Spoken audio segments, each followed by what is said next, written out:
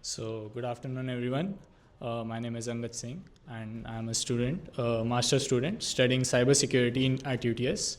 So, I'm excited to be here at the Wild West Web Conference, Cybersecurity, which is organized by the Cybersecurity Society of our university. So, before diving into the our topic, let me give a background of myself. So, I have spent the past year working as a SOC analyst. So, and I can tell you firsthand that the challenges that you face in this industry are very real. So today I'm going to share a simple but a very powerful framework with you that I wish I had knew earlier when I started working as a SOC analyst. Something that can reshape how you think that as working as a security analyst. So, just like we learned the five vowels in our school when we started, the A, E, I, O, U. So, I'll show you how these five letters can guide you and your entire approach towards your security journey and towards your cybersecurity defense. So, before we dive into our framework, let's understand why we need it. So the cybersecurity field is facing unmatched challenges. We have 4 million unfilled positions globally in the security industry, which means that those are in this industry feel immense pressure. So the organizations are also drowning in alerts. 97% of the organizations are the alert reports are increasing volumes annually. And I can confirm in SOC industry, which I was a part of, we received more than 10,000 alerts daily. So meanwhile, advanced threats are hiding in networks over a year before getting detected. And the most concerning part is that nearly 2/3 of our colleagues are burning out. This is exactly why we need a structured program. So here's our roadmap for the next 25 minutes. So which is developed from my personal experience and my trial and error method. So here each vowel represents a critical pillar which is effective for security analysis that I have learned through my career. So here A stands for SS, which means proactive threat and vulnerability assessment. Then there's E for evaluate, which means making smart decisions about the alerts. Which is crucial when you're drowning in false positives. And then there's I for investigate, which means conducting thorough incident response. Then there's O for observe, which means maintaining vigilant monitoring. And then the last one, U for update, keeping yourself and your skills up to the date, because learning never stops. So this isn't just a theory. These are practical daily activities that will make you more effective and less stress in your security role. So let's start with A, SS. This is about being proactive rather than being reactive. As security analysts, we can't just wait for alerts to tell us whether there is a problem.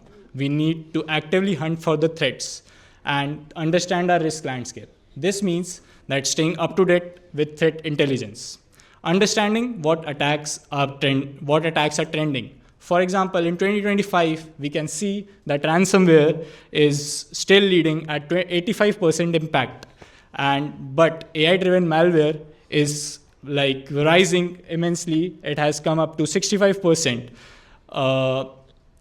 Which is so that's why we need regular vulnerability scanning, which is not just weak scanning. It should be daily basis on targeted assessments. Most importantly, we need risk prioritization. Not all vulnerabilities are equal. A critical vulnerability on your domain controller or your Active Directory is more vulnerable than or very different from vulnerability on your test server. So know your assets, understand your business impact, focus on limited time, and invest your time where it matters the most. So from my experience in SOC, I can tell you that proactive assessment made the difference between catching the threats early and dealing with the major incidents that happened. So how do we actually do this assessment? So we use SEAM tools. SEAM is basically security investigation.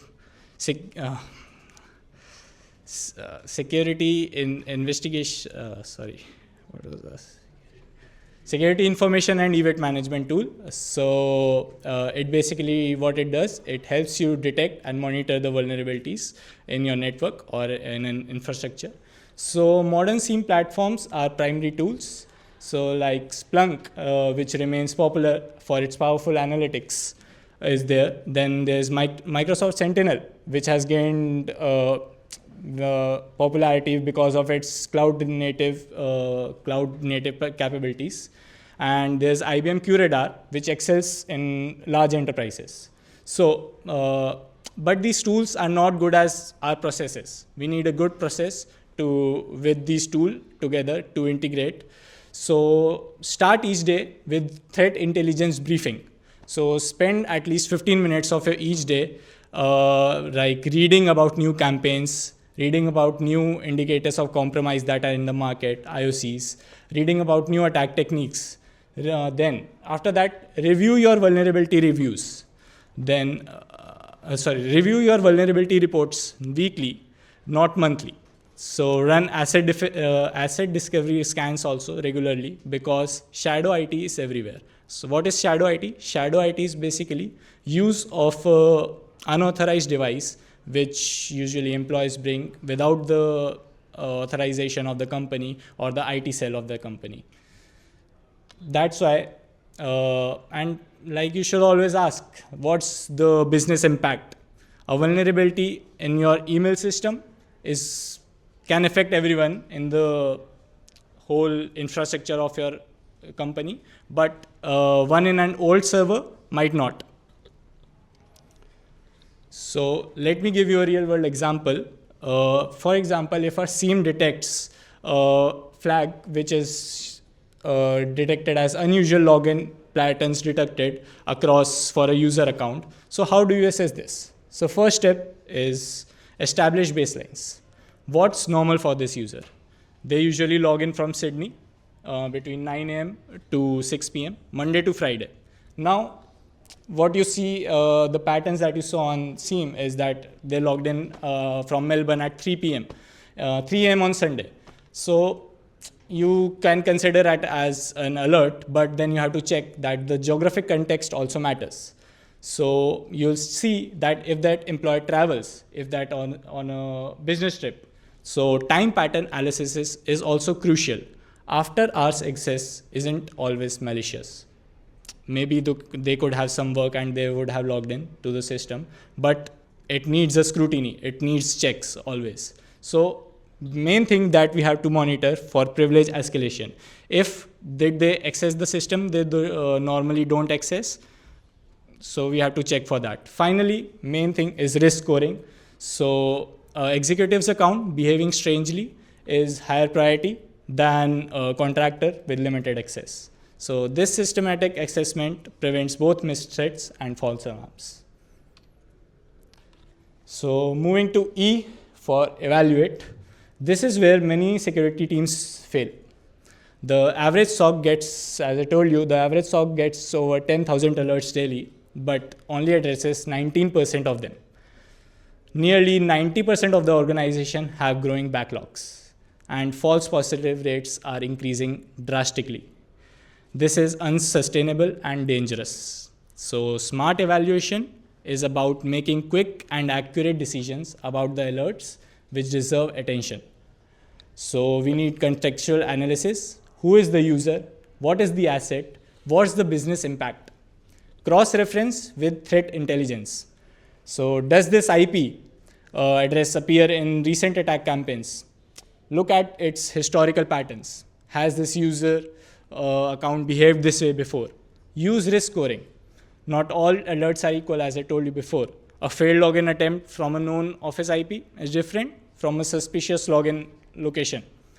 So in my first month as a SOC analyst, I was overwhelmed by alert fatigue. There were a lot of alerts and I didn't know which alerts to like go into depth and which to leave. So learning to evaluate effectively was a game changer. So what tools help with better evaluation? SOAR is one of them: security orchestration, automation, and response. Basically, it is a methodology, or you can use it like you can combine a lot of tools and work like you can work them together to like automate the detection, mitigation, and the response techniques. So SOAR platforms automate alerts enrichment. They pull context automatically, so analysts don't have to. Threat intelligent feeds provide real-time validation. So user behavior analytical tools like Exabeam or Splunk Yuba establish baselines and detect anomalies. Custom dashboards provide real-time prioritization views. So for the metrics, key metrics could be track your alert to incident ratio. It should be like if you are investigating every alert and as a full incident, then there's something wrong. You shouldn't do that. Aim for less than 10 alerts per one actual incident. Monitor false positive rates weekly. Aim for under 10%. Then measure mean time to triage. Your mean time to triage should be less than 15 minutes. It should not take you more than that. If it's taking you more time, you are wasting your time. So then track analyst productivity. How many quality analysis, alert analysis you are doing in a day. You should focus on quality over quantity. Now we move on to I for investigate. So this is where detailed analysis happens.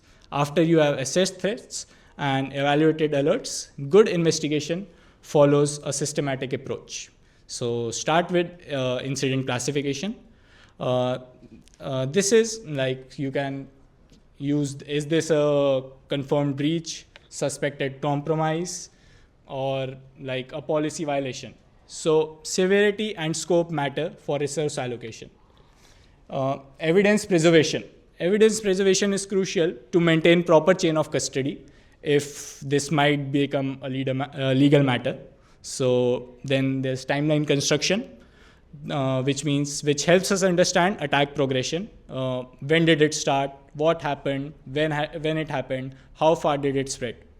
So then there's the root cause analysis, which identifies the initial attack vector. Was it phishing, an unpatched software, or due to the weak passwords that the user has set? Finally, impact assessment, which quantifies the damage. What data was accessed? What systems were compromised? What was the business impact? I have been through several real incidents, investigations these past year, and having a systematic approach, I must say, is like, it is what separates a good analyst from a great one.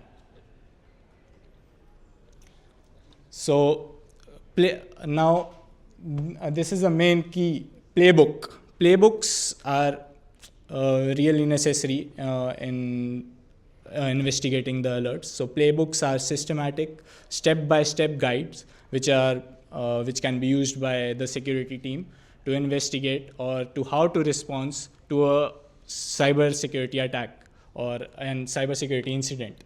So playbooks standardize our investigation approach.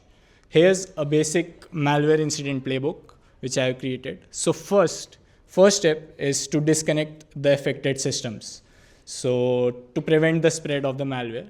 But we don't power them off immediately, as we can lose our memory contents. Second is the preservation. Then we back up the affected hard drives before making any changes to it. Third step is analysis. We identify the malware family, its capabilities, and persistence mechanisms. Fourth is eradication. We remove the malware, close the attack vectors it used. And fifth one is recovery. We restore the systems, clean all the backups, verify the integrity. Is it the same data as previous one? Then finally, lessons learned. What failed? What worked? How do we prevent these next time? So we make a documentation of that. So success factors include all these. It includes like predefined roles. Everyone must know their responsibilities, what they are responsible for. A team should know, each member should know in a team what they have to do, what are their key responsibilities. Then the communication plans should cover internal stakeholders and external requirements, like if there are breach notification laws. And then evidence handling maintains the legal standards. And then the documentation, which is the key part here, where it's detailed incident timeline and the actions for our future reference and the compliance. So I have prepared a case study. So for example, there's an alert that CFO's email account has been sending unusual wire transfer requests to multiple vendors. So the step one is email analysis. We'll examine the headers, routing paths, authentication records. The emails were sent to from legitimate. So what we find out here is that the emails were sent from legitimate IPs, but they were outside the domain, normal business hours. So our step 2 was to identify the login patterns from unfamiliar locations. And we saw that it was not a CFO's usual behavior pattern. It was outside of that. So then we checked that was there any financial impact on that.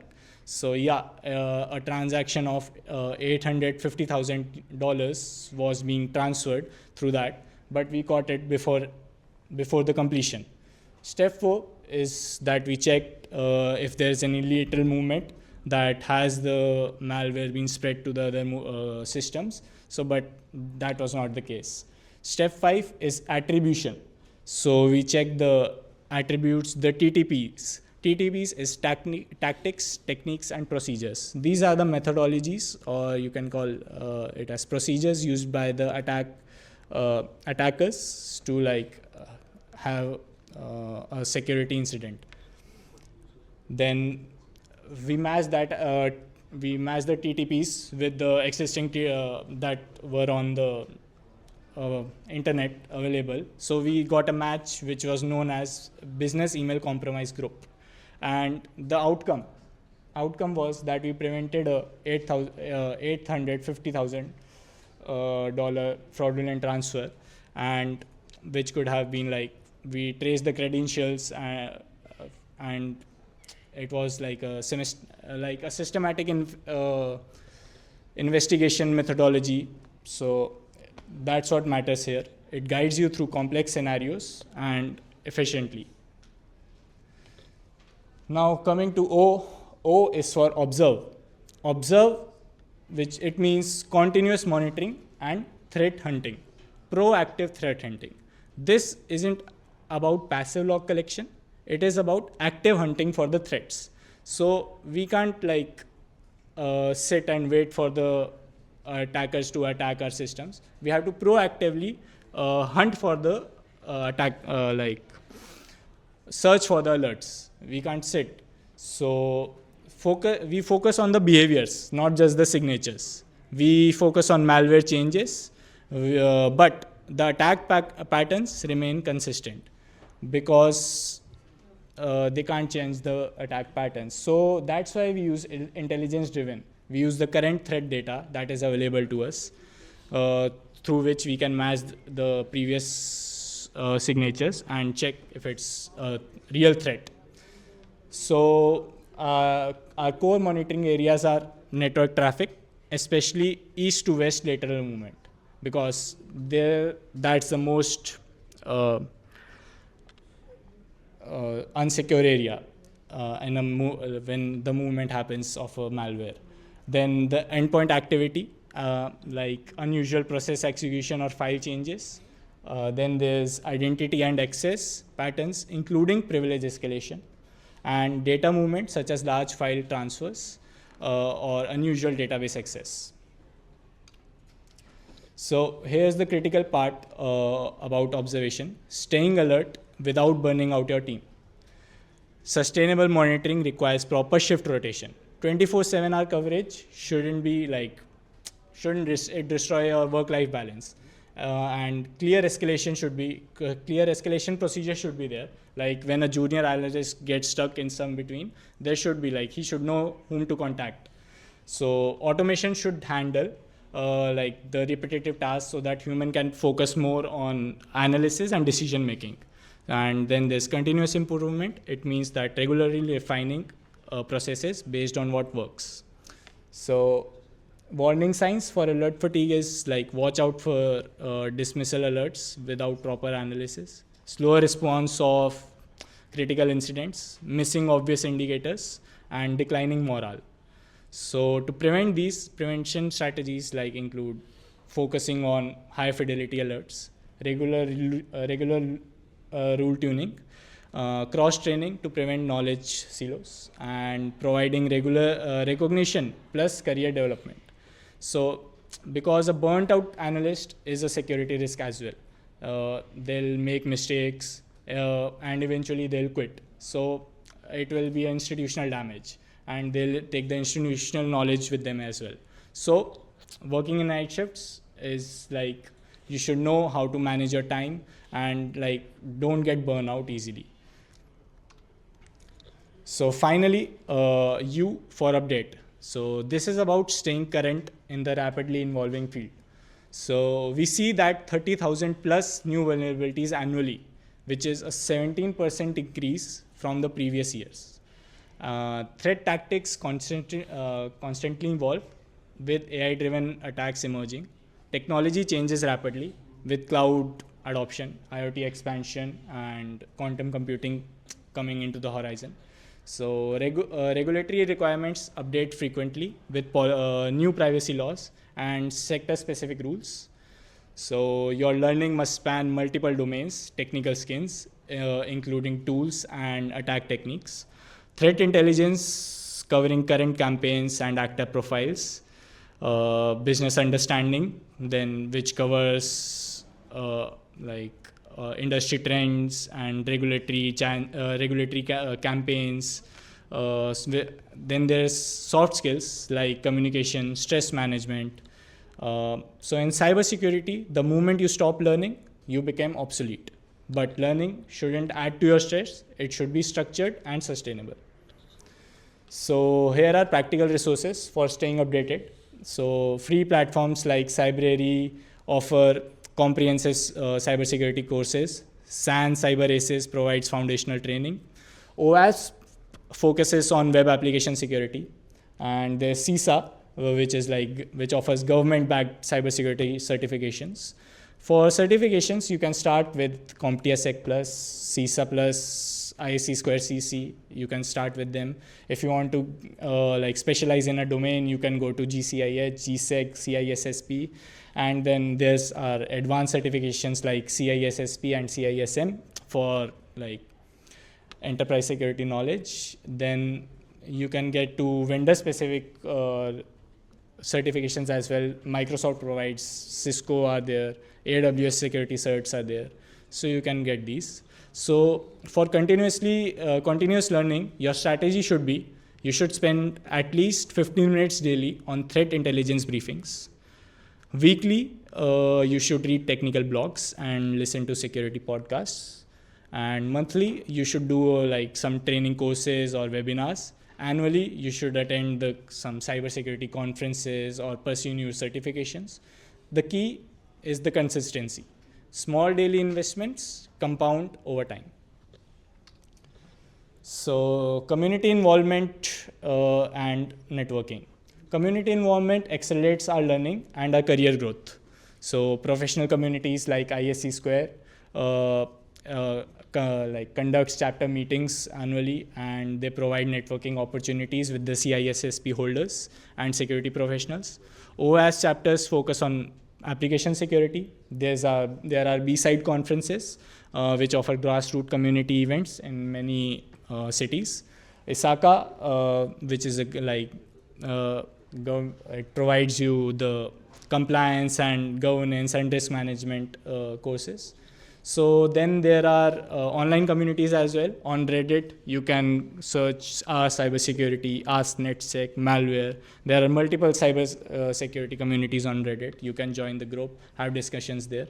Then there's Twitter or X. You can go follow researchers, threat hunters, and you can like gain the knowledge there. Then there's Discord. If you want to communicate on real time with some members or the community, you can join Discord. LinkedIn groups are there for specific industries, specific conversations. So, but the thing is, we should not just consume, we should contribute as well. Like, we should blog about our learning journey. We should speak at conferences about our experiences, mentor the newcomers that are coming into the industry, and we should contribute to open source security tools. Teaching others reinforces our own learning while building professional reputation. So basically everyone says that the cybersecurity community is like remarkably supportive and collaborative. So that the one thing that I've learned this year is the moment you stop learning in cybersecurity, you will fall behind because the threat landscape changes weekly. So let's bring this all together. So the Five Vowels framework gives us the structured approach to excellence in security analysis, one that comes from real SOC experience. So in my year as an analyst, I've seen how assessing proactively, evaluating intelligently, investigating systematically, observing sustainably, and updating continuously makes the difference between overwhelmed and being effective. Remember, excellence in cybersecurity comes from consistent daily practices, not heroic efforts. So small improvements across all 5 vowels compound into significant capability growth over time. So thank you so much. Here's my LinkedIn. You can scan this, and I'm happy to take questions, and feel free to connect with me. Thank you. All the resources I've mentioned here. Thank you so much.